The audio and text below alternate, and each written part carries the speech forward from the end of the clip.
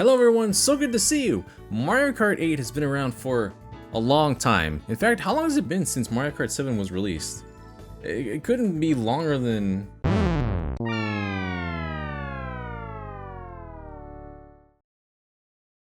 And it's still getting content in 2023. Nintendo really knew what they were doing when they took that Mobius strip and turned it into the 8. Because when you turn it on its side, it represents exactly how long this game is probably going to get support. The Booster Course Pass has given us so much too, starting with giving us tour tracks reformatted into 3-lap races, completely new tracks, item customization, and the one topic that skyrocketed into discussions, characters. Aw, look at that original roster from the Wii U, it looks so small now. With Wave 4, Mario Kart 8 Deluxe has seen the first new racer since the Inklings and King Boo at launch. Birdo is the first to be labeled as a returning character, and as soon as the DLC hit, we could see that there's 5 more slots to fill. Who could be left? Well, how about we go through the list of all the possible characters that we might see and who fits into this category, starting with the very first Mario Kart.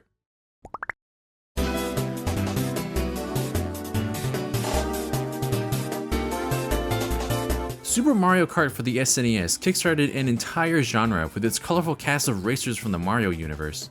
But one has gone missing for literal decades. This is the first and last time that Donkey Kong Jr. has been seen on the main console or handheld Mario Kart game. There is one other instance where he appeared, in which, whoa, no. I'm not ready to go through that list quite yet. We will in fact bring up that roster just a little bit later since that's its own beast, and it's been a haven for many characters throughout the game's history. But for now, I wouldn't be surprised if they dipped into Mario Kart's past and brought one of the literal OGs back for what has become a celebration of the entire series. Moving on to Mario Kart 64, I constantly forget that this is Mario Kart 2, what an upgrade for a sequel. The roster stayed fairly the same with 8 total characters, but Koopa was swapped out for Wario, and DK took the place of Donkey Kong Jr. Now, there's also this beta image of the roster that showed Kamek was planned instead of DK, but as you know, this is not how the final product looked. Fortunately, Kamek would eventually find their way in elsewhere in the series. But as far as 64 goes, this roster of 8 would have perfect attendance for all Mario Karts that followed. Just like Mario Kart Super Circuit, which has the least exciting roster ever, copy and pasting the crew from 64, so there's actually nothing to bring up here. Which is fine by me, because I'm not particularly a fan of Super Circuit. It's fine to play, though this feels like the sequel to the first game rather than the entry after Mario Kart 64. It gave us the concept of returning tracks, and that's the greatest service that this title has done for the series. Alright, we're moving on to Double Dash. Now this shook things up pretty well. Birdo, who is of course the first returning character in Mario Kart 8's DLC, is introduced here. But we also welcome Daisy for the first time in this series. Whether you like him or not, this is also the introduction of the babies. I would have liked it if we kept it just to Baby Mario and Baby Luigi after this game. That's honestly, in my opinion, all they needed. Toadette is introduced, Koopa comes back, and with Paratroopa. See, why isn't Paratroopa just a reskin? Color the shell, give him wings, there you go. An Echo Racer if I ever did see one. And then the lad himself, Diddy Kong. Of the 8 Mario Karts, he's only been in 2, and that's just a crime. Bowser Jr. and Waluigi also made their debut, becoming mostly consistent mainstays. Finally, we have the duo villain pairing of Petey Piranha and King Boo, if that's what you want to call him. I swear, why is Luigi's Mansion the only game that gets its design right?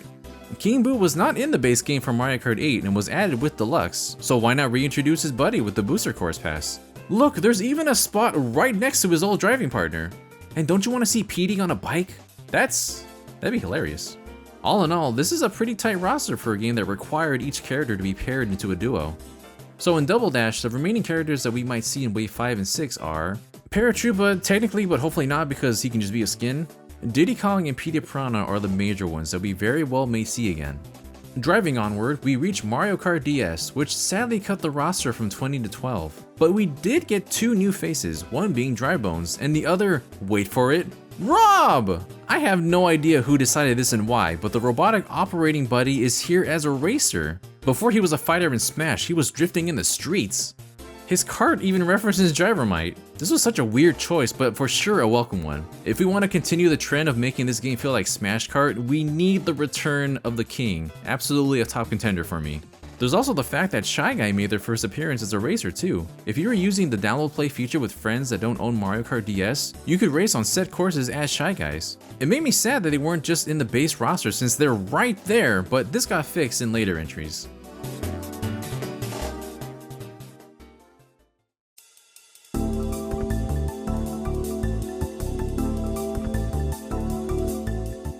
Next is Mario Kart Wii! This roster gets weird, like, oh man, the whole top row is a daycare now. The Toads are back, the Koopas are back, your mainstays are here, King Boo returns, but no Petey!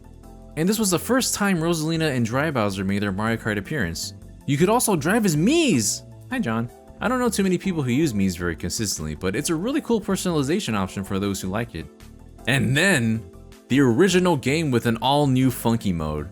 This guy right here broke the meta of Mario Kart. This was sadly the last time that any fellow Kongs appeared with DK, to which I ask, why?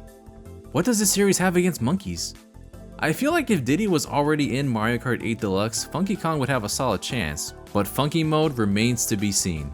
Mario Kart 7, the last numbered entry in the series that's over a decade old, and we're not gonna have an existential crisis. Look at that roster! Metal Mario asserts dominance, Shy Guy escapes being a download play character from Mario Kart DS to be a true racer, Lakitu graduates from calling the races to being in them, Wiggler, alright Wiggler, they come in all shapes and sizes, we can squeeze you in there, and the Honey Queen?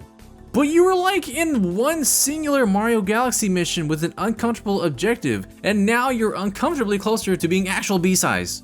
I would have actually taken Waluigi instead. Yeah, in case you didn't know, Nintendo deleted Waluigi from this roster when his own fan favorite pinball track was included in the game. Mamma mia. That leads us to Mario Kart 8, for the moment. The biggest inclusion here was every single Koopaling, but no Bowser Jr. Baby Rosalina joins the daycare because, I guess? And we also got Pink Gold Peach, because Nintendo wanted to slap together something more for the ladies. Alright Miyamoto. Mario Kart 8 would get DLC and add some choices that really started to open the doors. Aside from Tanuki Mario and Cat Peach, they could really just be color alts. We got the return of Dry Bowser as well. And of course, Link, the Villagers, and Isabelle. This was the final roster on the Wii U, but there was a little something in between the release of Deluxe and the Booster Course Pass. Mario Kart Tour. As this is partially a gacha, the game would continue to add a lot. Alt character skins, alt colors, completely new characters, gold characters, PhDs, and returning characters. Now, at first I wasn't sure just how closely Nintendo wanted to associate their mobile game with the mainline series, but seeing how much Mario Kart Tour has come to Deluxe, I think we can still call them returning characters even though Tour is still an ongoing game. Because the fact of the matter is, Mario Kart Tour is going to end service one day. That's just the nature of mobile games. Which means that someday, characters that have made their debut in Tour won't be playable anymore. And we simply can't have that, right? Pauline and Dixie Kong are not in the mainline series, but they are here. Pauline has been appearing in more spin-offs lately, getting that Rosalina treatment slowly but surely. And it would be shocking if they didn't reserve a spot for her. And Dixie Kong! It's kinda wild that Funky got in before her. She deserves to be in the main series too. Tour actually treated the Kongs well. You can play as DK of course, but also Diddy, Funky, Dixie, and even Junior in a 16-bit form. The family throughout this entire spin-off series is reunited here. That's some love right there. And then even beyond that, Kamek, after all this time, finally got to be playable after that beta screenshot removed them all those years ago. King Bob-omb, the iconic first boss of Super Mario 64 who has appeared multiple times in the series and spin-offs, I would have taken that over Honey Queen, but that's neither here nor there. Nabbit is here making an appearance because why not? Chargin' Chuck, oh heck yeah. Peachette, does Peachette count as a new character? A Peach alt? A Toadette alt? These are all questions I don't have the capacity to answer. Oh, but Petey Piranha also returned in Tour, welcome back. Monty Mole is here too, no longer just a stage hazard. Hammer Bro, Boomerang Bro, Ice and Fire Bros, they are literally all color alts of each other just waiting to happen. Just look at them, easy choice. And man, can you imagine all the seasonal and alternate costumes? It'd be so fun. But alt costumes sadly isn't the focus here. Sorry Wizard Waluigi and Dr. Bowser. If we are strictly talking about racers that appear on home console, handheld, and the mobile game, then these are the characters we can expect to see potentially come back in the Mario Kart 8 Deluxe Booster Course Pass.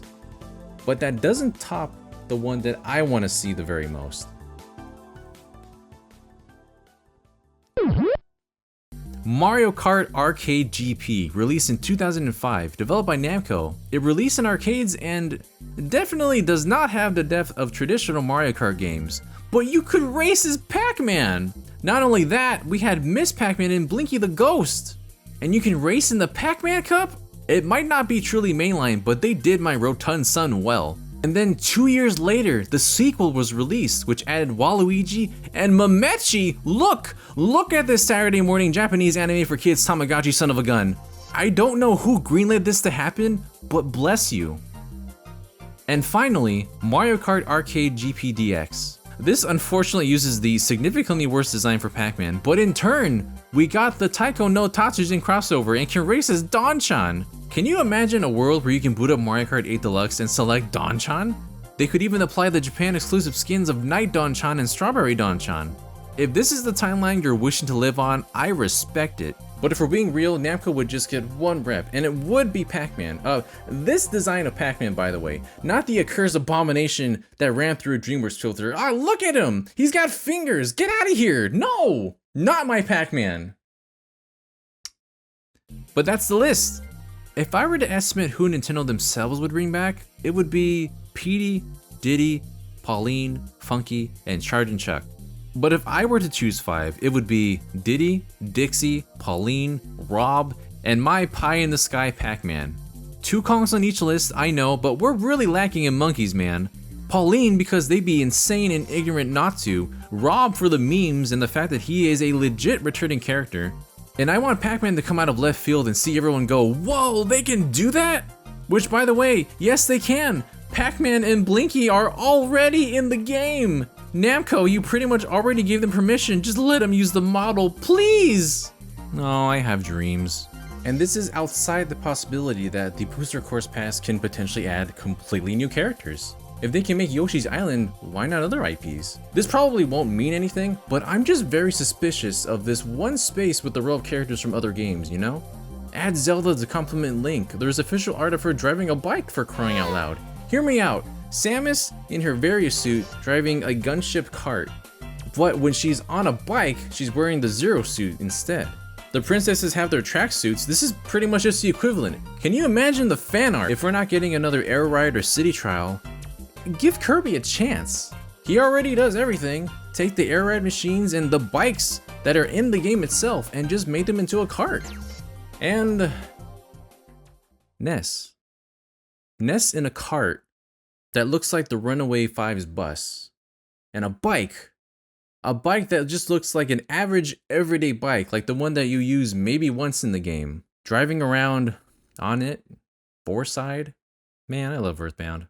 But what do you think? Can we see any of the tour characters? Can we see Pac-Man? Do you want to race as Don-chan? Am I going crazy? Don't answer that one. Which 5 characters do you want in this roster? Let me know in the comments, and if you enjoyed yourself, consider subscribing to GVG, leave a like, ring the bell, follow us on Twitch. If you want, just for $1 you can support us on Patreon and be invited to join our fellow racers on Discord, where you can sometimes race us every now and then. I swear I'm good at Mario Kart 8 until I race all of you and then I feel like I need to renew my license. It's all in good fun though. Happy racing till we meet again.